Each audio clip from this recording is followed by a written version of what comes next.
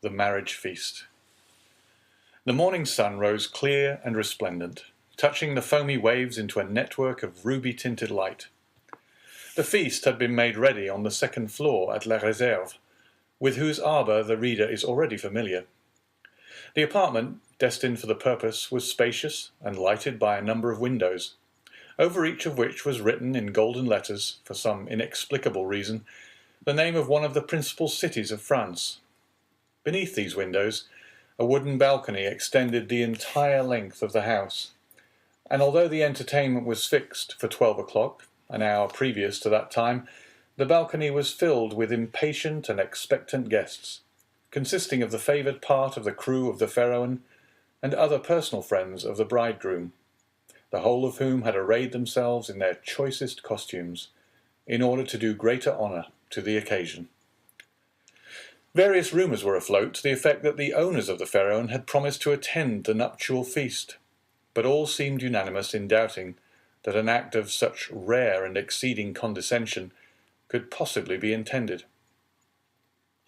Danglars, however, who now made his appearance accompanied by Caderousse, effectually confirmed the report, stating that he had recently conversed with M. Morrel, who had himself assured him of his intention to dine at La Réserve. In fact, a moment later M. Morrel appeared, and was saluted with an enthusiastic burst of applause from the crew of the Pharaon, who hailed the visit of the shipowner as a sure indication that the man whose wedding feast he thus delighted to honour would ere long be first in command of the ship. And as Dante was universally beloved on board his vessel, the sailors put no restraint on their tumultuous joy at finding that the opinion and choice of their superiors so exactly coincided with their own. With the entrance of M. Morrel, Danglars and Caderousse were dispatched in search of the bridegroom, to convey to him the intelligence of the arrival of the important personage whose coming had created such a lively sensation, and to beseech him to make haste. Danglars and Caderousse set off upon their errand at full speed, but ere they had gone many steps, they perceived a group advancing towards them, composed of the betrothed pair, a party of young girls in attendance on the bride, by whose side walked Dante's father, the whole brought up by Fernand, whose lips wore their usual sinister smile. Neither Mercédès nor Edmond observed the strange expression of his countenance. They were so happy that they were conscious only of the sunshine and the presence of each other. Having acquitted themselves of their errand, and exchanged a hearty shake of the hand with Edmond, Danglars and Caderousse took their places beside Fernand and old Dante, the latter of whom attracted universal notice. The old man was attired in a suit of glistening watered silk, trimmed with steel buttons, beautifully cut and polished. His thin but wiry legs were arrayed in a pair of richly embroidered clocked stockings, evidently of English manufacture, while from his three-cornered hat depended a long streaming knot of white and blue ribbons.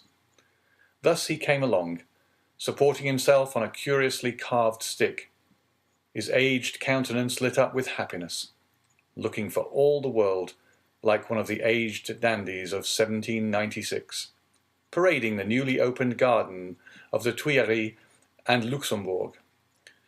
Beside him glided Caderousse, whose desire to partake of the good things provided for the wedding party had induced him to become reconciled to the Dantes, father and son, although there still lingered in his mind a faint and unperfect recollection of the events of the preceding night, just as the brain retains on waking in the morning the dim and misty outline of a dream.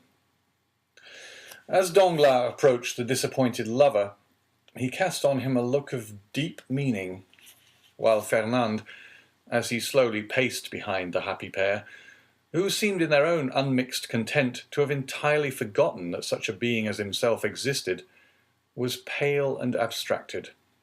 Occasionally, however, a deep flush would overspread his countenance, and a nervous contraction distort his features, while, with an agitated and restless gaze, he would glance in the direction of Marseille, like one who either anticipated or foresaw some great and important event. Dante himself was simply but becomingly clad in the dress peculiar to the merchant service, a costume somewhat between a military and a civil garb, and with his fine countenance, radiant with joy and happiness, a more perfect specimen of manly beauty could scarcely be imagined. Lovely as the Greek girls of Cyprus, or Chios, Mercedes boasted the same bright flashing eyes of jet and ripe round coral lips. She moved with the light free step of an Arlesienne or an Andalusian. One more practice in the arts of great cities would have hid her blushes beneath a veil, or at least have cast down her thickly fringed lashes, so as to conceal the liquid lustre of her animated eyes. But on the contrary, the delighted girl looked around her with a smile that seemed to say, "If you are my friends, rejoice with me, for I am very happy."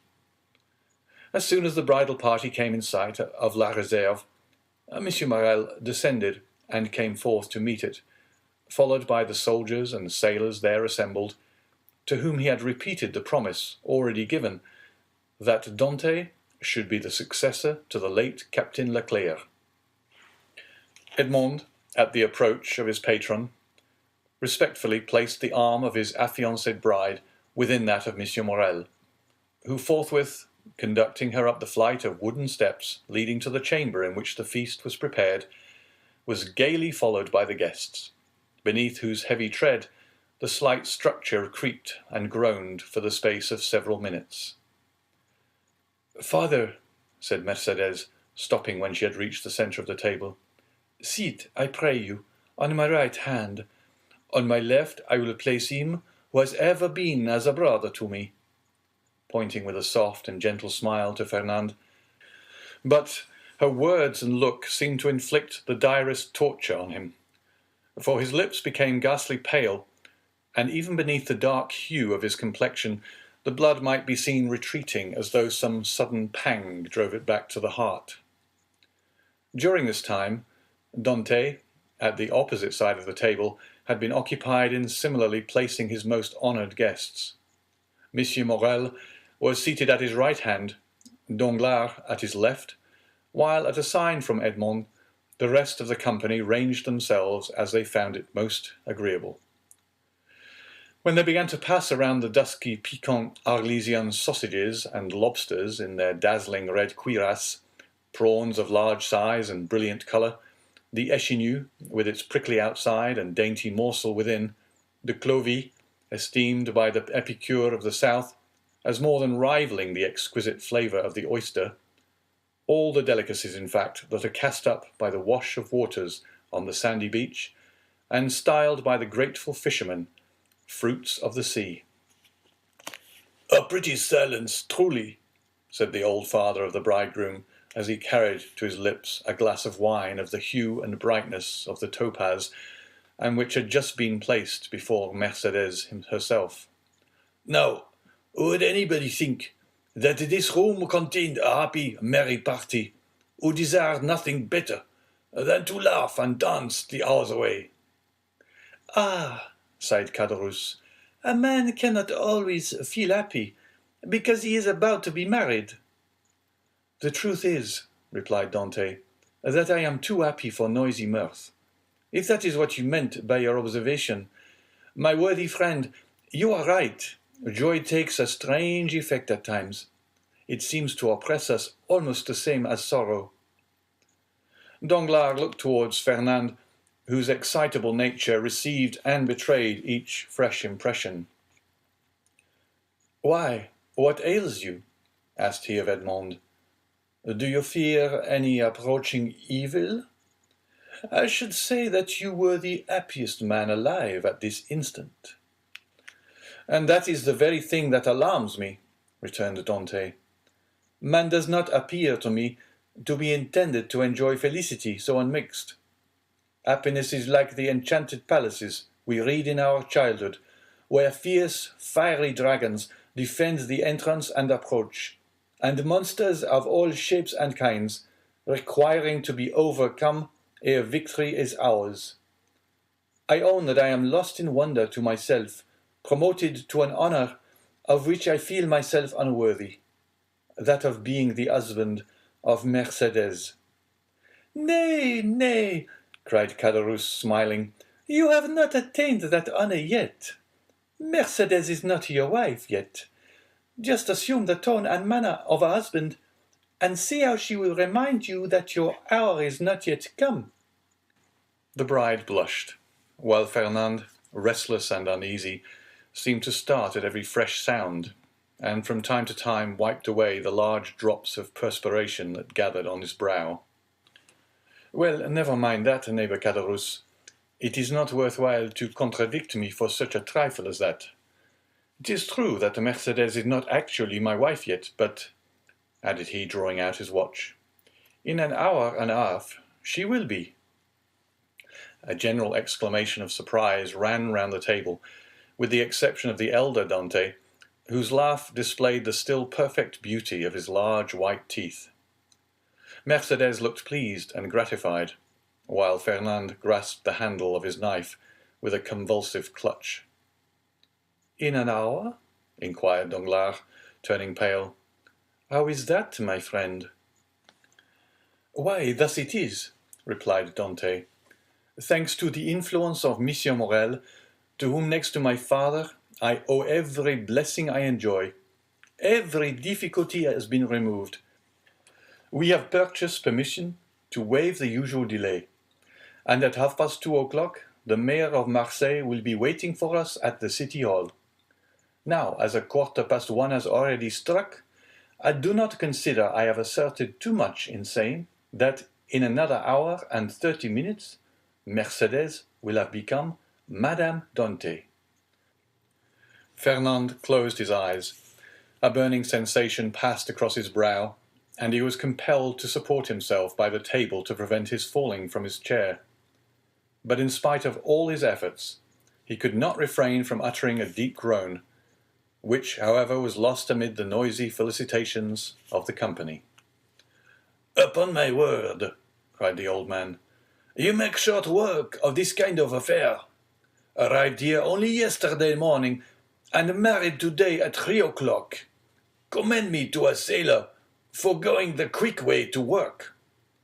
"But," asked Danglars in a timid tone, "how did you manage about the other formality, the contract, the settlement?"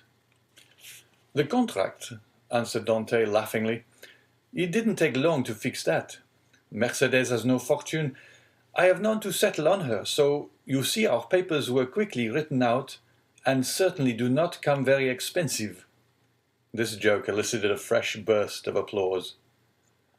"So that we presumed to be merely the betrothal feast turns out to be the actual wedding dinner," said Danglars. "No, no," answered Dante. "Don't imagine I am going to put you off in that shabby manner. Tomorrow morning I start for Paris, 4 days to go, and the same to return, with 1 day to discharge the commission entrusted to me, is all the time I shall be absent. I shall be back here by the 1st of March, and on the 2nd I give my real marriage feast." This prospect of fresh festivity redoubled the hilarity of the guests to such a degree that the elder Dante, who at the commencement of the repast had commented upon the silence that prevailed, now found it difficult, amid the general din of voices, to obtain a moment's tranquillity in which to drink to the health and prosperity of the bride and bridegroom. Dante, perceiving the affectionate eagerness of his father, responded by a look of grateful pleasure, while Mercedes glanced at the clock and made an expressive gesture to Edmond. Around the table reigned that noisy hilarity which usually prevails at such a time among people sufficiently free from the demands of social position not to feel the trammels of etiquette. Such as at the commencement of the repast had not been able to seat themselves according to their inclination rose unceremoniously and sought out more agreeable companions. Everybody talked at once, without waiting for a reply, and each one seemed to be contented with expressing his or her own thoughts. Fernand's paleness appeared to have communicated itself to Danglars. As for Fernand himself, he seemed to be enduring the tortures of the damned. Unable to rest, he was among the first to quit the table, and, as though seeking to avoid the hilarious mirth that rose in such deafening sounds, he continued, in utter silence, to pace the farther end of the salon. Caderousse approached him, just as Danglars, whom Fernand seemed most anxious to avoid, had joined him in a corner of the room. "Upon my word," said Caderousse, from whose mind the friendly treatment of Dante, united with the effect of the excellent wine he had partaken of, had effaced every feeling of envy or jealousy at Dante's good fortune. "Upon my word, Dante is a downright good fellow, and when I see him sitting there beside his pretty wife, that is so soon to be, I cannot help thinking it would have been a great pity to have served him that trick you were planning yesterday." "Oh, there was no harm meant," answered Danglars. "At first I certainly did feel somewhat uneasy as to what Fernand might be tempted to do, but when I saw how completely he had mastered his feelings, even so far as to become one of his rival's attendants, I knew there was no further cause for apprehension." Caderousse looked full at Fernand. He was ghastly pale. "Certainly," continued Danglars, "the sacrifice was no trifling one, when the beauty of the bride is concerned. Upon my soul, that future captain of mine is a lucky dog. Gad, I only wish he would let me take his place." "Shall we not set forth?" asked the sweet silvery voice of Mercédès. 2 o'clock has just struck, and you know we are expected in a quarter of an hour." To be sure," cried Dante, eagerly quitting the table. "Let us go directly." His words were re-echoed by the whole party with vociferous cheers. At this moment, Danglars, who had been incessantly observing every change in Fernand's look and manner, saw him stagger and fall back, with an almost convulsive spasm, against a seat placed near one of the open windows. At the same instant, his ear caught a sort of indistinct sound on the stairs, followed by the measured tread of soldiery, with the clanking of swords and military accoutrements. Then came a hum and buzz as of many voices, so as to deaden even the noisy mirth of the bridal party, among whom a vague feeling of curiosity and apprehension quelled every disposition to talk, and almost instantaneously the most death-like stillness prevailed. The sounds drew nearer. 3 blows were struck upon the panel of the door. The company looked at each other in consternation. "I demand admittance," said a loud voice outside the room, "in the name of the law." As no attempt was made to prevent it, the door was opened, and a magistrate, wearing his official scarf, presented himself, followed by 4 soldiers and a corporal. Uneasiness now yielded to the most extreme dread on the part of those present. "May I venture to inquire the reason of this unexpected visit?" said M. Morrel, addressing the magistrate, whom he evidently knew. "There is, doubtless, some mistake easily explained." "If it be so," replied the magistrate, "rely upon every reparation being made. Meanwhile, I am the bearer of an order of arrest, and although I must reluctantly perform the task assigned me, it must nevertheless be fulfilled. Who among the persons here assembled answers to the name of Edmond Dantès?" Every eye was turned towards the young man, who, spite of the agitation, he could not but feel advanced with dignity, and said in a firm voice, "I am he. What is your pleasure with me?" "Edmond Dantès," replied the magistrate, "I arrest you in the name of the law." "Me?" repeated Edmond, slightly changing colour. "And wherefore, I pray?" "I cannot inform you, but you will be duly acquainted with the reasons that have rendered such a step necessary at the preliminary examination." M. Morrel felt that further resistance or remonstrance was useless. He saw before him an officer delegated to enforce the law, and perfectly well knew that it would be as unavailing to seek pity from a magistrate decked with his official scarf as to address a petition to some cold marble effigy. Old Dante, however, sprang forward. There are situations which the heart of a father or a mother cannot be made to understand.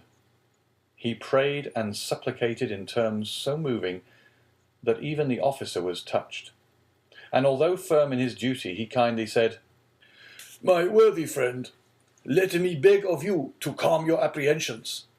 Your son has probably neglected some prescribed form or attention in registering his cargo, and it is more than probable he will be set at liberty directly he has given the information required, whether touching the health of his crew or the value of his freight."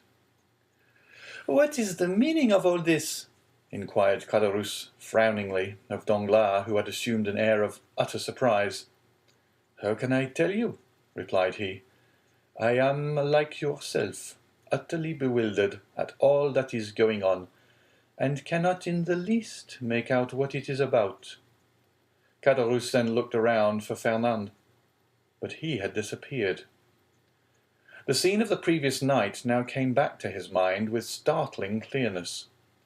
The painful catastrophe he had just witnessed appeared effectually to have rent away the veil which the intoxication of the evening before had raised between himself and his memory. So, said he in a hoarse and choking voice to Danglars, "this, then, I suppose, is a part of the trick you were concerting yesterday. All I can say is, that if it be so, 'tis an ill turn, and well deserves to bring double evil on those who have projected it." "Nonsense," returned Danglars. "I tell you again, I have nothing whatever to do with it. Besides, you know very well that I tore the paper to pieces." "No, you did not," answered Caderousse. "You merely threw it. I saw it lying in a corner." "Hold your tongue, you fool. What should you know about it? Why, you were drunk." "Where is Fernand?" inquired Caderousse.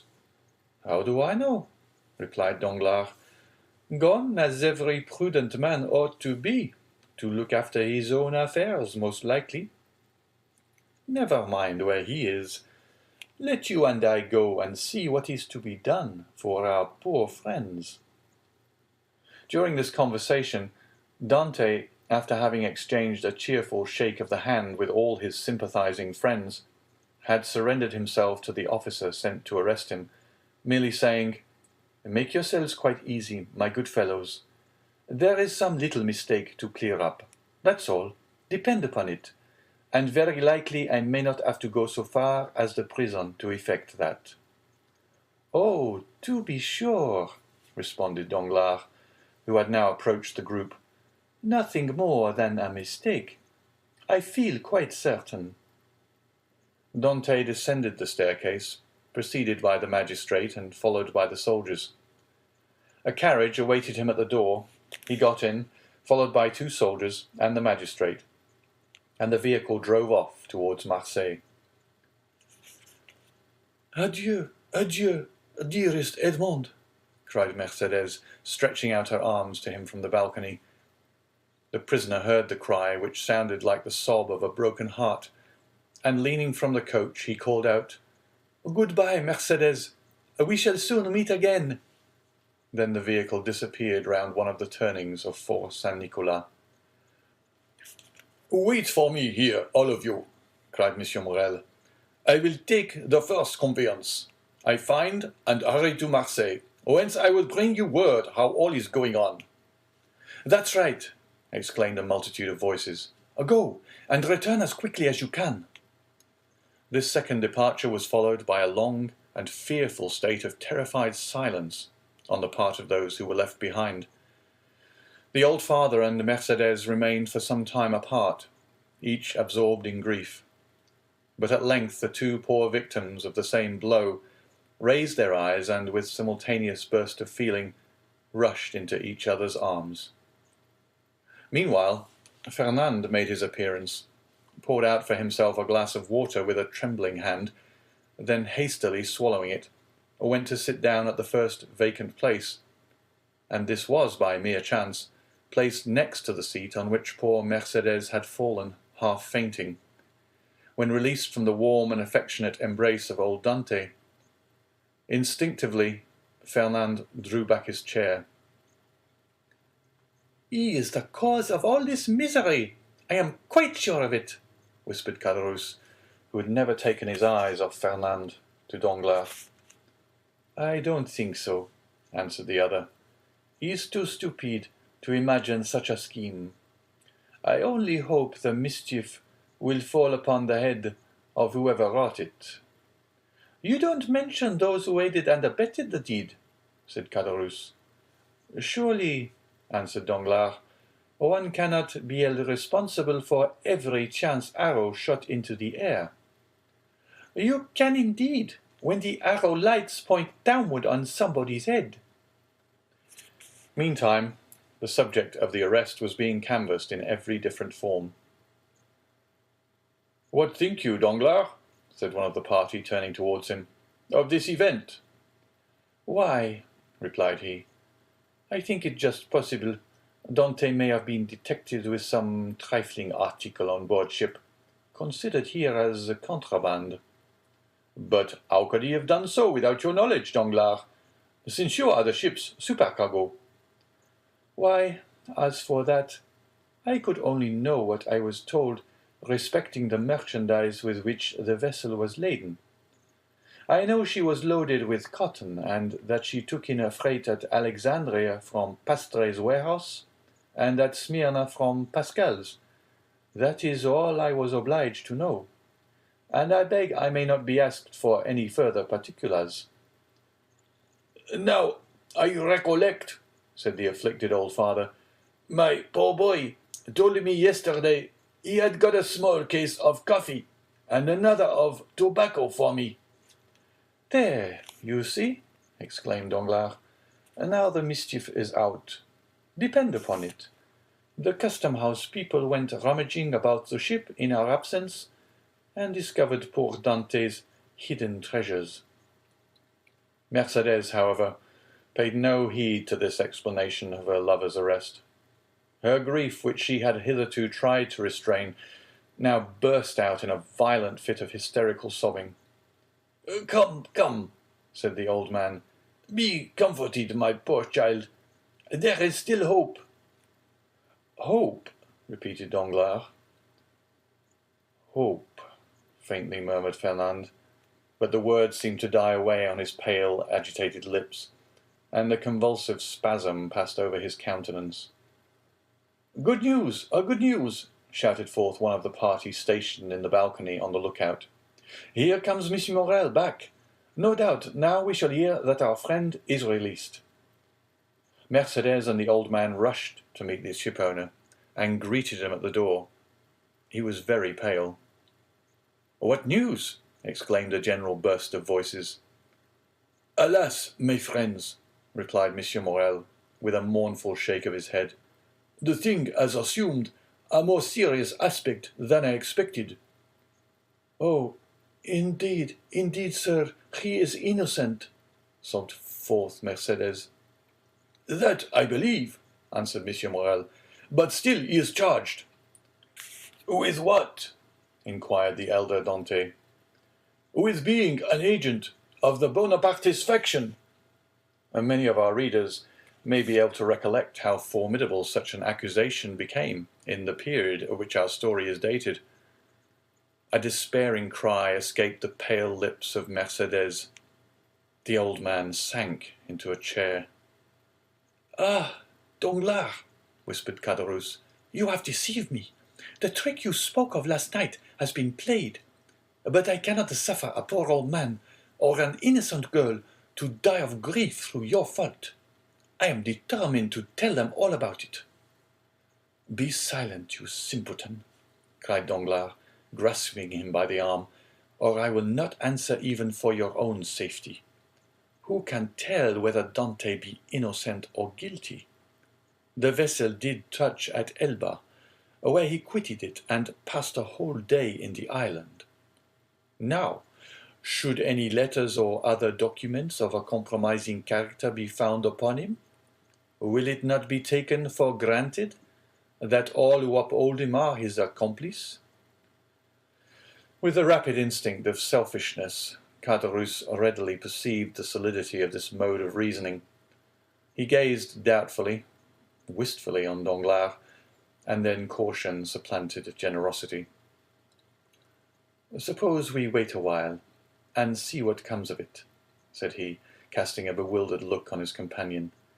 "To be sure," answered Danglars, "let us wait, by all means. If he be innocent, of course he will be set at liberty. If guilty, why, it is no use involving ourselves in a conspiracy. Let us go, then.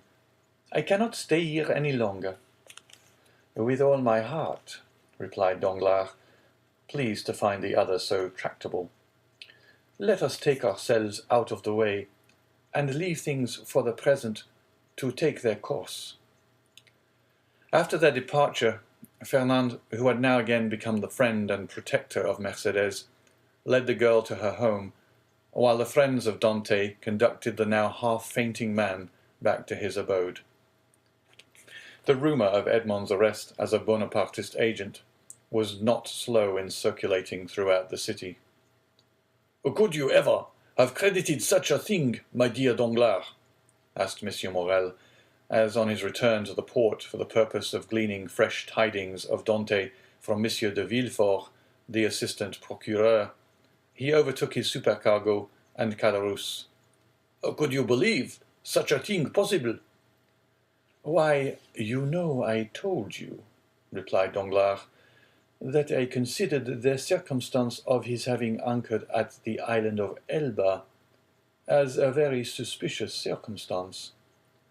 "And did you mention these suspicions to any person beside myself?" "Certainly not," returned Danglars, then added in a low whisper, "You understand that on account of your uncle, Monsieur Polycar Morel, who served under the other government, and who does not altogether conceal what he thinks on the subject, you are strongly suspected of regretting the abdication of Napoleon. I should have feared to injure both Edmond and yourself, had I divulged my own apprehensions to a soul. I am too well aware that, though a subordinate like myself is bound to acquaint the shipowner with everything that occurs, there are many things he ought most carefully to conceal from all else." "'Tis well, Danglars, 'tis well," replied M. Morrel. "You are a worthy fellow, and I had already thought of your interests in the event of poor Edmond having become captain of the Pharaon." "Is it possible you were so kind?" "Yes, indeed. I had previously inquired of Dantès what was his opinion of you, and if he should have any reluctance to continue you in your post. For somehow I have perceived a sort of coolness between you." "And what was his reply?" "That he certainly did think he had given you offence in an affair which he merely referred to without entering into any particulars, but that whoever possessed the good opinion and confidence of the ship's owner would have his preference also." "The hypocrite," murmured Danglars. "Poor Dantès," said Caderousse. "No one can deny his being a noble-hearted young fellow." "But meanwhile," continued Miss Morrel, "here is the Pharaon without a captain." "Oh," replied Danglars, "since we cannot leave this port for the next 3 months, let us hope that ere the expiration of that period, Dantès will be set at liberty." "No doubt. But in the meantime—" "I am entirely at your service, Monsieur Morrel," answered Danglars. "You know that I am as capable of managing a ship as the most experienced captain in the service, and it will be so far advantageous to you to accept my service, that upon Edmond's release from prison, no further change will be requisite on board the Pharaon than for Dantès and myself each to resume our respective posts."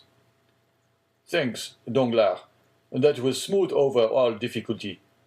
I fully authorize you at once to assume the command of the Pharaon, and look carefully to the unloading of her freight. Private misfortune must never be allowed to interfere with business. Be easy on that score, Monsieur Morel. But do you think we shall be permitted to see our poor Edmond? I will let you know that directly. I have seen Monsieur de Villefort, whom I shall endeavour to interest in Edmond's favour. I am aware he is a furious royalist, but in spite of that, and of his being a king's attorney, he is a man like yourselves, and I fancy not a bad sort of one. Perhaps not, replied Danglars, but I hear that he is ambitious, and that's rather against him. Well, well, returned M. Morel, we shall see. But now hasten on board. I will join you there ere long. So saying, the worthy shipowner quitted the two allies, and proceeded in the direction of the Palais de Justice. You see, said Danglars, addressing Caderousse, the turn things have taken. Do you still feel any desire to stand up in his defence? Not the slightest, but yet it seems to me a shocking thing that a mere joke should lead to such consequences. But who perpetrated that joke, let me ask? Neither you nor myself, but Fernand. You knew very well that I threw the paper into a corner of the room. Indeed, I fancied I had destroyed it. Oh, no, replied Caderousse. That I can answer for you. You did not. I only wish I could see it now as plainly as I saw it lying all crushed and crumpled in a corner of the arbor. Well, then, if you did, depend upon it, Fernand picked it up and either copied it or caused it to be copied. Perhaps even he did not take the trouble of recopying it. And now I think of it, by heavens, he may have sent the letter himself. Fortunately for me, the handwriting was disguised. Then you are aware of Dante being engaged in a conspiracy? Not I. As I before said, I thought the whole thing was a joke, nothing more. It seems, however, that I have unconsciously stumbled upon the truth. Still, argued Caderousse, I would give a great deal if nothing of the kind had happened, or at least that I had had no hand in it. You will see, Danglars, that it will turn out an unlucky job for both of us. Nonsense. If any harm come of it, it should fall on the guilty person, and that you know is Fernand. How can we be implicated in any way?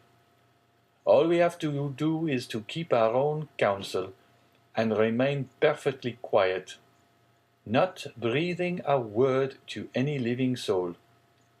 And you will see that the storm will pass away without in the least affecting us. Amen, responded Caderousse, waving his hand in token of adieu to Danglars, and bending his steps towards the Allée de Meilhan, moving his head to and fro, and muttering as he went, after the manner of one whose mind was overcharged with one absorbing idea. So far, then, said Danglars, mentally, all has gone as I would have it. I am temporarily commander of the Pharaon, with the certainty of being permanently so, if that fool of a Caderousse can be persuaded to hold his tongue. My only fear is the chance of Dante being released. But there, he is in the hands of justice. And, added he with a smile, she will take her own. So saying, he leapt into a boat, desiring to be rowed on board the Pharaon, where Monsieur Morel had agreed to meet him. End of chapter 5.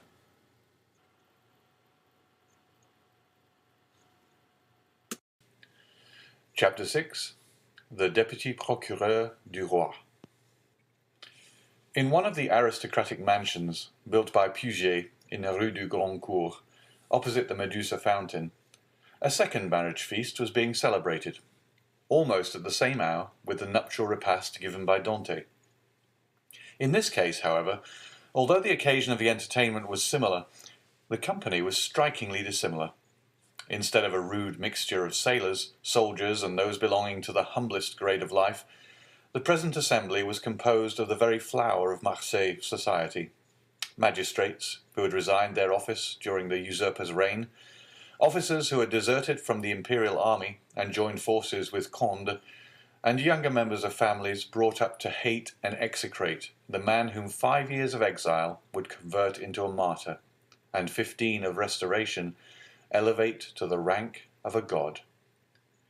The guests were still at table, and the heated and energetic conversation that prevailed betrayed the violent and vindictive passions that then agitated each dweller of the South, where, unhappily, for 5 centuries religious strife had long given increased bitterness to the violence of party feeling. The emperor, now king of the petty island of Elba, after having held sovereign sway over 1/2 of the world, counting as his subjects a small population of 5,000 or 6,000 souls, after having been accustomed to hear the Vive Napoleon of 120 millions of human beings uttered in 10 different languages, was looked upon here as a ruined man, separated forever from any fresh connection with France or claim to her throne. The magistrates freely discussed their political views. The military part of the company talked unreservedly of Moscow and Leipzig, while the women commented on the divorce of Josephine. It was not over the downfall of the man, but over the defeat of the Napoleonic idea that they rejoiced, and this they foresaw for themselves the bright and cheering prospect of a revivified political existence. An old man, decorated with the cross of Saint Louis, now rose and proposed the health of King Louis XVIII. It was the Marquis de Saint-Méran. This toast, recalling at once the patient exile of Hartwell and the peace-loving King of France, excited universal enthusiasm.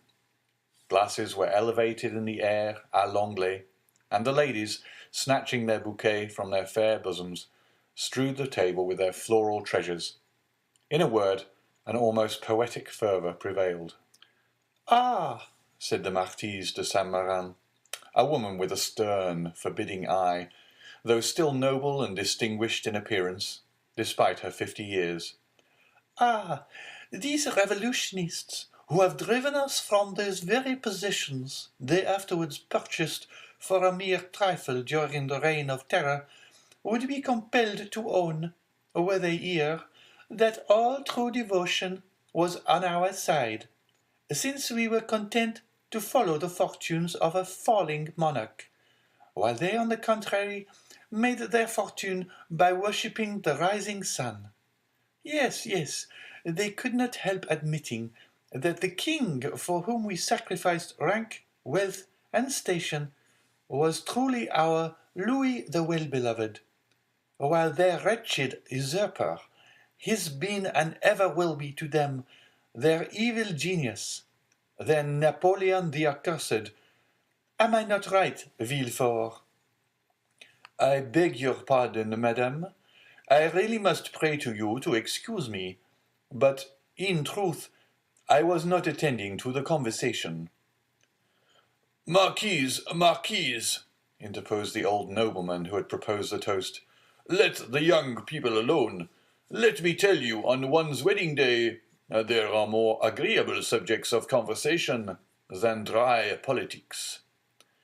"Never mind, dearest mother," said a young and lovely girl with a profusion of light brown hair, and eyes that seemed to float in liquid crystal. "'Tis all my fault, for seizing upon Monsieur de Villefort, so as to prevent his listening to what you said. But there, now take him. He is your own for as long as you like. Monsieur Villefort, I beg to remind you my mother speaks to you."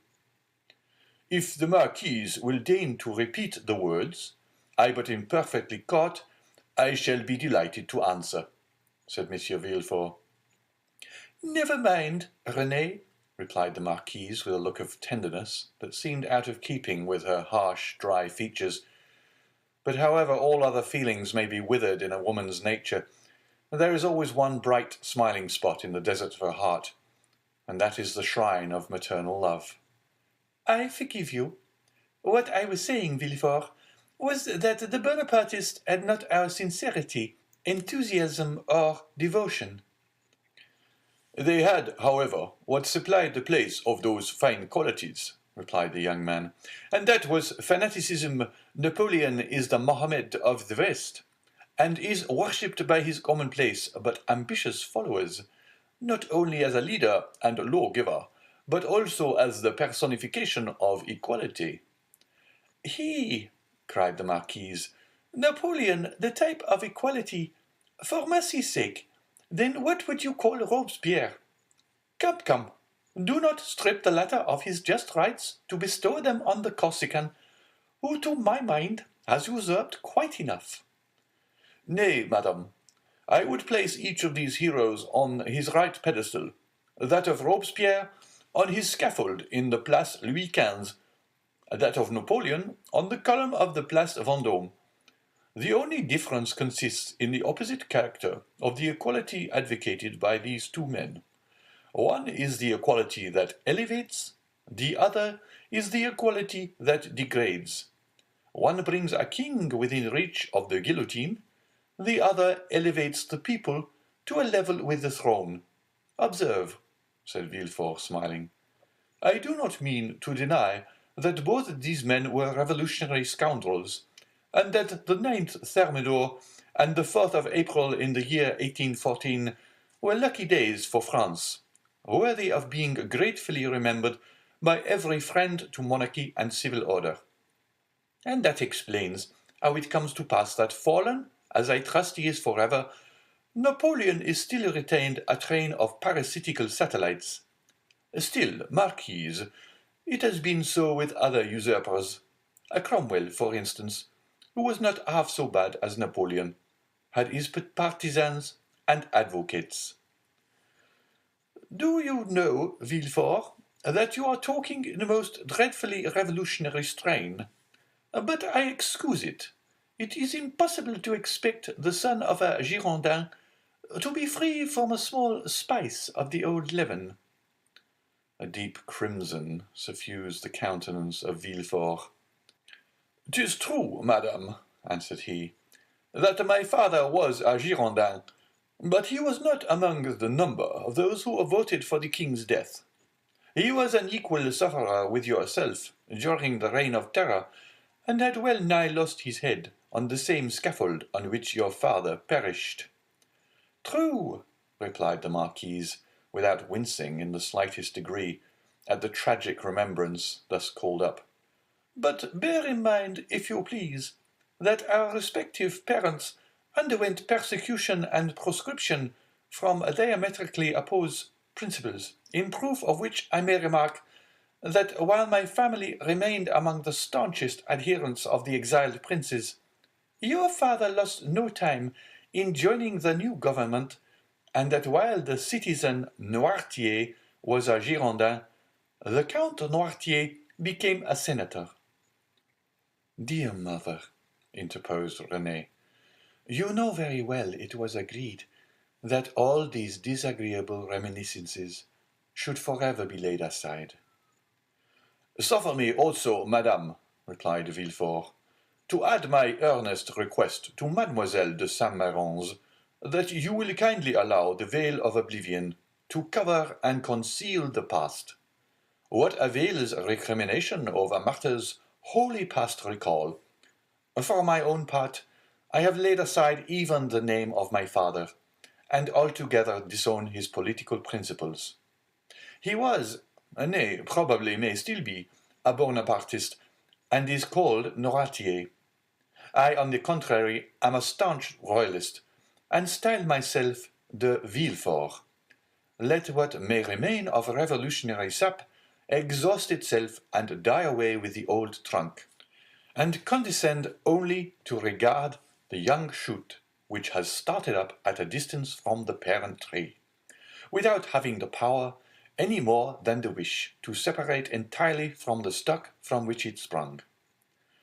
"Bravo, Villefort!" cried the Marquis. "Excellently well said. Come now, I have hopes of obtaining what I have been for years endeavoring to persuade the Marquise to promise, namely a perfect amnesty and forgetfulness of the past. With all my heart, replied the Marquise. Let the past be forever forgotten. I promise you it affords me as little pleasure to revive it as it does you. All I ask is that Villefort will be firm and inflexible for the future in his political principles. Remember also, Villefort, that we have pledged ourselves to his Majesty for your fealty and strict loyalty, and that at our recommendation the king consented to forget the past as I do. And here she extended to him her hand, as I now do at your entreaty. But bear in mind that should there fall in your way anyone guilty of conspiring against the government, you will be so much the more bound to visit the offence with rigorous punishment, as it is known you belong to a suspected family. Also, madam, returned Villefort, my profession, as well as the times in which we live, compels me to be severe.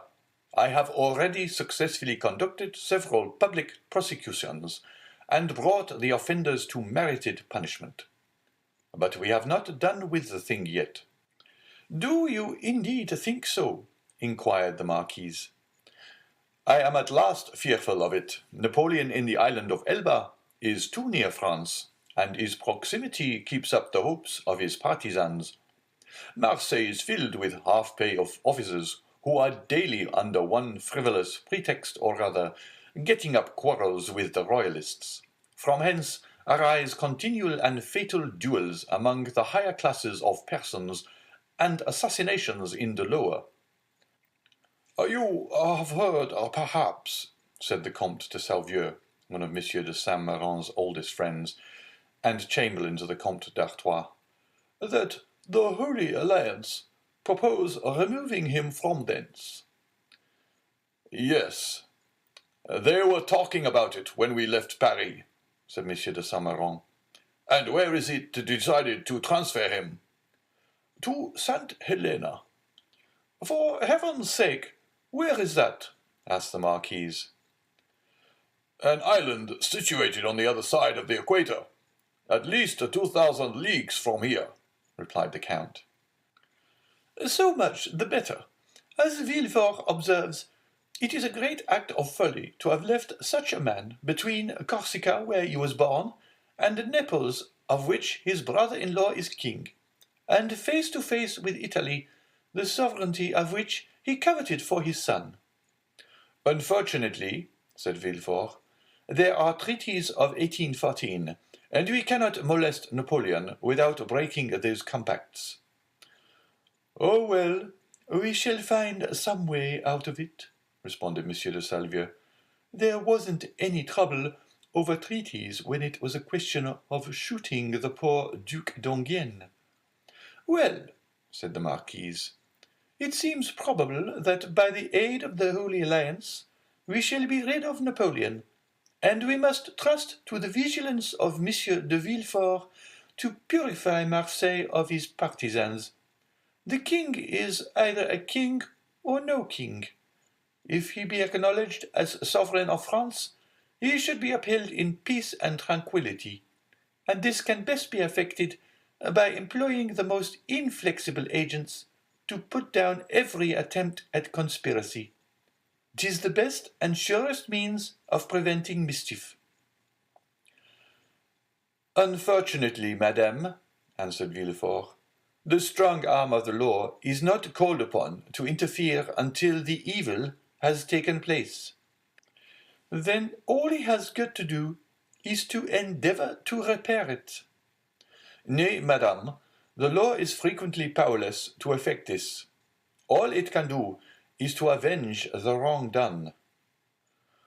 Oh, Monsieur de Villefort, cried a beautiful young creature, daughter to the Comte de Salvieux, and the cherished friend of Mademoiselle de Saint-Méran. Do try and get up some famous trial while we are at Marseille. I never was in a law court. I am told it is so very amusing. Amusing, certainly, replied the young man, inasmuch as instead of shedding tears, as at the fictitious tale of woe produced at a theatre, you behold in a law court a case of real and genuine distress, a drama of life. The prisoner, whom you there see pale, agitated, and alarmed, instead of, as is the case when a curtain falls on a tragedy, going home to sup peacefully with his family, and then retiring to rest, that he may recommence his mimic woes on the morrow, is removed from your sight, merely to be reconducted to his prison and delivered up to the executioner. I leave you to judge how far your nerves are calculated to bear you through such a scene.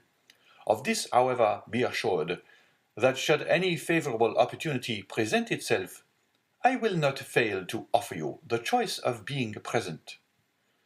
For shame, Monsieur de Villefort, said Renée, becoming quite pale. Don't you see how you are frightening us? And yet you laugh. What would you have? 'Tis like a duel. I have already recorded sentence of death 5 or 6 times against the movers of political conspiracies, and who can say how many daggers may be ready sharpened and only waiting a favourable opportunity to be buried in my heart? Gracious heavens, Monsieur de Villefort, said Renée, becoming more and more terrified, you surely are not in earnest. Indeed I am, replied the young magistrate with a smile, and in the interesting trial that young lady is anxious to witness, the case would only be still more aggravated. Suppose, for instance, the prisoner, as is more than probable, to have served under Napoleon. Well, can you expect for an instant that one accustomed, at the word of his commander, to rush fearlessly on the very bayonets of his foe, will scruple more to drive a stiletto into the heart of one he knows to be his personal enemy, than to slaughter his fellow creatures merely because bidden to do so by one he is bound to obey? Besides, one requires the excitement of being hateful in the eyes of the accused, in order to lash oneself into a state of sufficient vehemence and power. I would not choose to see the man against whom I pleaded smile, as though in mockery of my words. No, my pride is to see the accused pale, agitated, and as though beaten out of all composure by the fire of my eloquence. Renée uttered a smothered exclamation. Bravo! cried one of the guests. That is what I call talking to some purpose. Just the person we require at a time like the present, said a second. What a splendid business that last case of yours was, my dear Villefort, remarked a third. I mean the trial of the man for murdering his father. Upon my word, you killed him ere the executioner had laid his hand upon him. Oh, as for parricides, and such dreadful people as that, interposed Renée, it matters very little what is done to them. But as regards poor unfortunate creatures, whose only crime consists in having mixed themselves up in political intrigues. Why, that is the very worst offence they could possibly commit. For don't you see, Renée, the king is the father of his people, and he who shall plot or contrive aught against the life and safety of the parent of 32 millions of souls is a parricide upon a fearfully great scale. I don't know anything about that, replied Renée. But, Monsieur de Villefort, you have promised me, have you not, always to show mercy to those I plead for? Make yourself quite easy on that point, answered Villefort, with one of his sweetest smiles. You and I will always consult upon our verdicts. My love, said the marquise, attend to your doves, your lapdogs and embroidery, but do not meddle with what you do not understand. Nowadays, the military profession is in abeyance, and the magisterial robe is the badge of honor. There is a wise Latin proverb that is very much in point. Sedant arma togae, said Villefort with a bow. I cannot speak Latin, responded the marquise. Well, said Renée, I cannot help regretting that you had not chosen some other profession than your own. A physician, for instance. Do you know, I always felt a shudder at the idea of even a destroying angel. Dear, good Renee, whispered Villefort, as he gazed with unutterable tenderness on the lovely speaker. Let us hope, my child, cried the Marquis, that Monsieur de Villefort may prove the moral and political physician of this province. If so, he will have achieved a noble work. And one which will go far to efface the recollection of his father's conduct, added the incorrigible Marquise. Madam, replied Villefort, with a mournful smile, I have already had the honour to observe that my father has at least, I hope so, abjured his past errors, and that he is at the present moment a firm and zealous friend to religion and order. A better royalist, possibly, than his son, for he has to atone for past dereliction, while I have no other impulse than warm, decided preference and conviction. Having made his well-turned speech, Villefort looked carefully around to mark the effect of his oratory, much as he would have done had he been addressing the bench in open court. Do you know, my dear Villefort, cried the Comte de Salvieux, that is exactly what I myself said the other day at the Tuileries, when questioned by His Majesty's principal chamberlain touching the singularity of an alliance between the son of our Girondin and the daughter of an officer of the Duc de Conde. And I assure you, he seemed fully to comprehend that this mode of reconciling political differences was based upon sound and excellent principles. Then the king, who, without our suspecting it, had overheard our conversation, interrupted us by saying, Villefort. Observe that the king did not pronounce the word Noirtier, but on the contrary placed considerable emphasis on that of Villefort. Villefort, said his Majesty, is a young man of great judgment and discretion, who will be sure to make a figure in his profession. I like him much, and it gave me great pleasure to hear that he was about to become the son-in-law of the Marquis and Marquise de Saint-Méran. I should myself have recommended the match, had not the noble Marquis anticipated my wishes by requesting my consent to it. Is it possible the king could have condescended so far as to express himself so favourably of me? Asked the enraptured Villefort. I give you his very words, and if the Marquis chose to be candid, he will confess that they perfectly agree with what his Majesty said to him, when he went 6 months ago to consult him upon the subject of your espousing his daughter. That is true, answered the Marquis. How much do I owe this gracious prince? What is there I would not do to evince my earnest gratitude? That is right, cried the Marquise. I love to see you thus. Now then, with a conspirator to fall into your hands, he would be most welcome. For my part, dear mother, interposed Renée, I trust your wishes will not prosper, and that Providence will only permit petty offenders, poor debtors, and miserable cheats to fall into Monsieur de Villefort's hands. Then I shall be contented. Just as the same as though you prayed that a physician might only be called upon to prescribe for headaches, measles, and the stings of wasps, or any other slight affection of the epidermis. If you wish to see me the king's attorney, you must desire for me some of those violent and dangerous diseases, from the cure of which so much honour rebounds to the physician. At this moment, and as though the utterance of Villefort's wish had suffered to effect its accomplishment, a servant entered the room, and whispered a few words in his ear. Villefort immediately rose from table and quitted the room upon the plea of urgent business. He soon, however, returned, his whole face beaming with delight. Renée regarded him with fond affection, and certainly his handsome features lit up, as they then were, with more than usual fire, and animation seemed formed to excite the innocent admiration with which she gazed on her graceful and intelligent lover. "You were wishing just now," said Villefort, addressing her, "that I were a doctor instead of a lawyer. Well, at least resemble the disciples of Aesculapius in one thing, that of not being able to call a day my own, not even that of my betrothal." "And wherefore were you called away just now?" asked Mademoiselle de Saint-Méran, with an air of deep interest.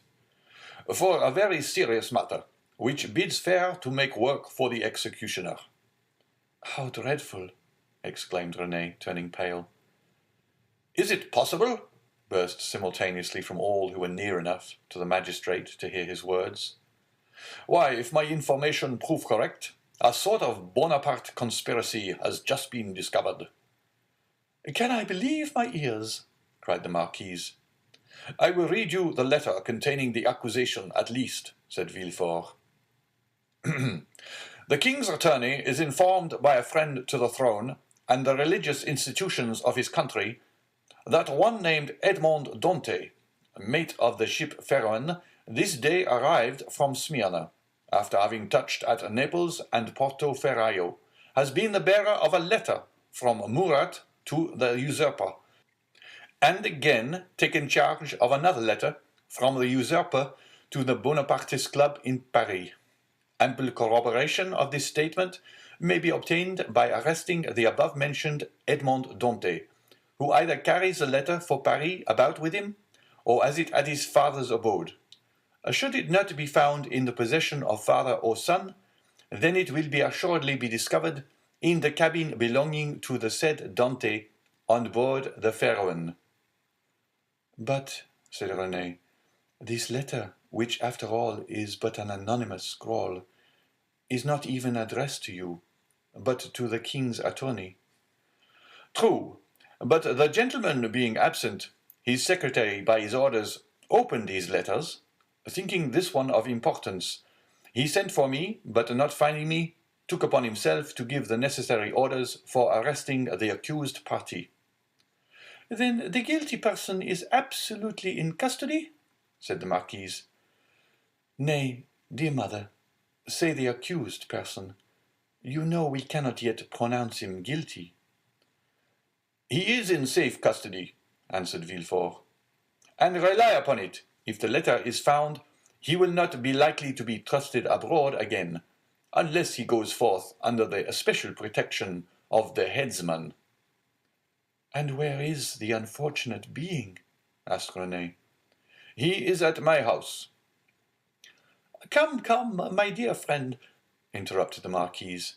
"Do not neglect your duty to linger with us. You are the king's servant, and must go wherever that service calls you." "Oh, Villefort!" cried Renée, clasping her hands and looking towards her lover with piteous earnestness. "Be merciful on this day of our betrothal." The young man passed round to the side of the table where the fair pleader sat, and leaning over her chair, said tenderly, "To give you pleasure, my sweet Renée, I promise to show all the lenity in my power.